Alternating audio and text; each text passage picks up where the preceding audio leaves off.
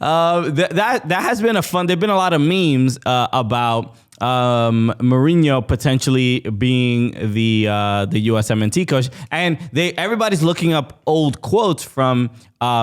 He has kind of alluded to wanting to be involved in U.S. soccer, especially whenever there are exhibition or friendlies and teams come to the U.S. and play. Usually the question is like, would you ever come to MLS? Would you ever coach U.S. men's national team? So can you help us? Everybody's pulling up the receipts of Jose Mourinho having mentioned that he would love to coach in the U.S. someday. I don't think it's been specific to the U.S. men's national team, but that's no reason to not write a whole damn article about it. No. You got to get your words in, bro. Okay. I get paid by the word, my G.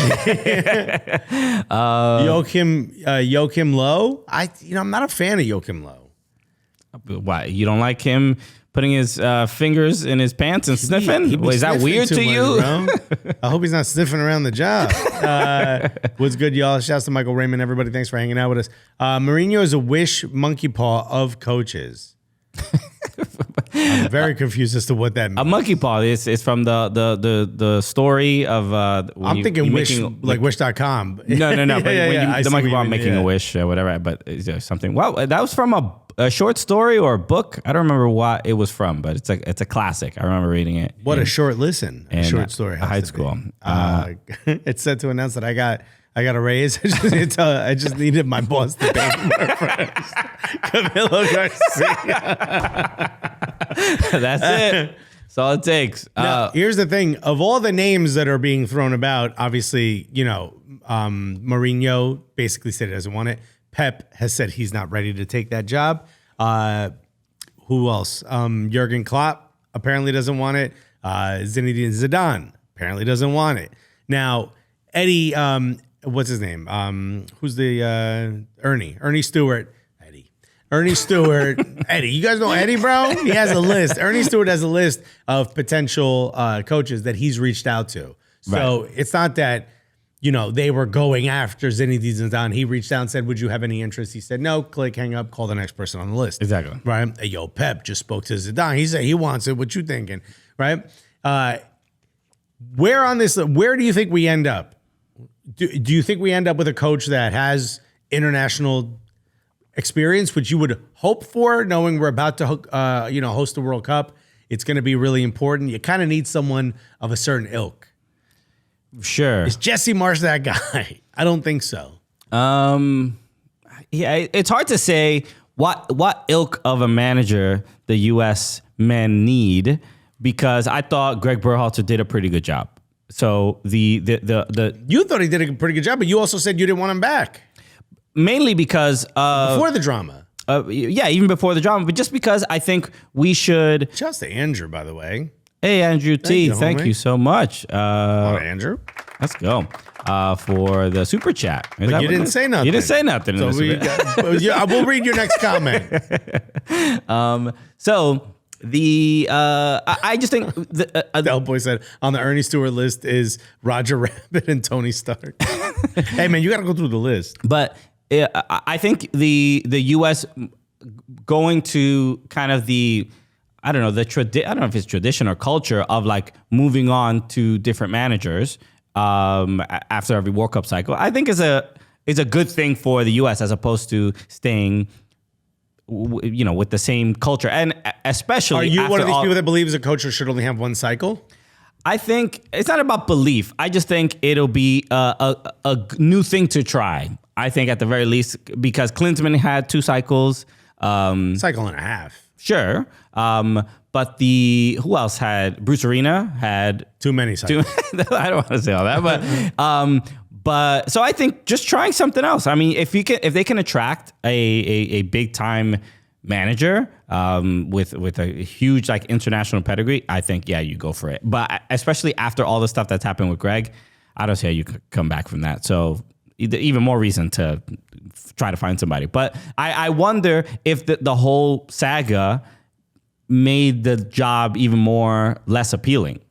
Of course. I think the rules, and I wasn't aware of this, and maybe you knew this, but there's a couple restrictions placed on the coach of the men's national team.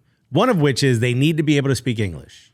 Right. That's one of the rules, which is why Tata Martino wasn't considered. And he went to I don't Mexico. know if is it written on paper? It's based on this article. The answer is yes. It's not written on paper. It's not like in the hollowed halls. But one of the things that they ask is that you are able to speak English.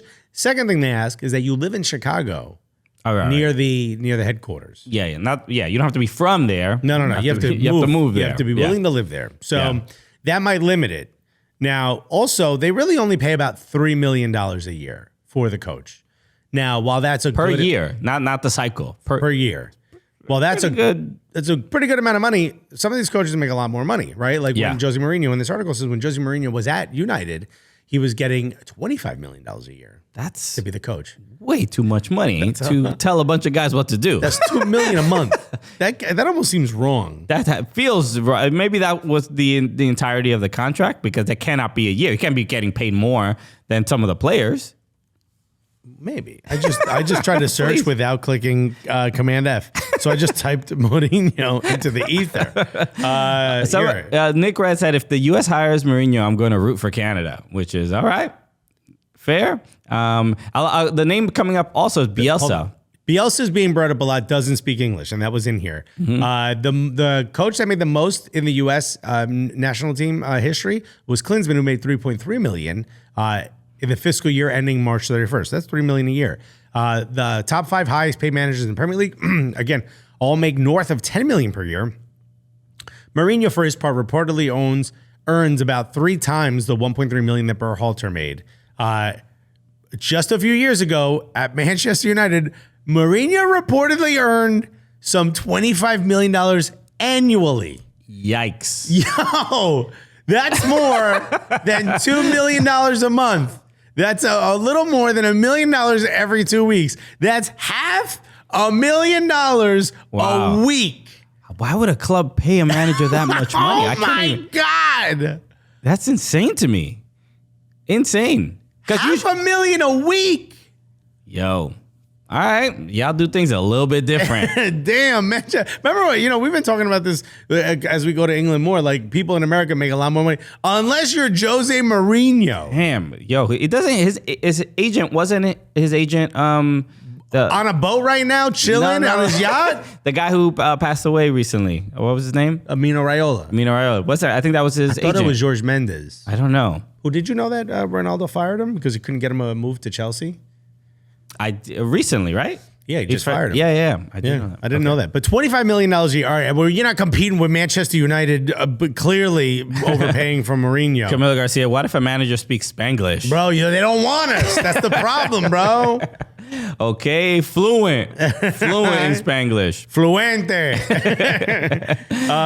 So who would you pick? I got an idea, but it's going to take a little more than $3 million.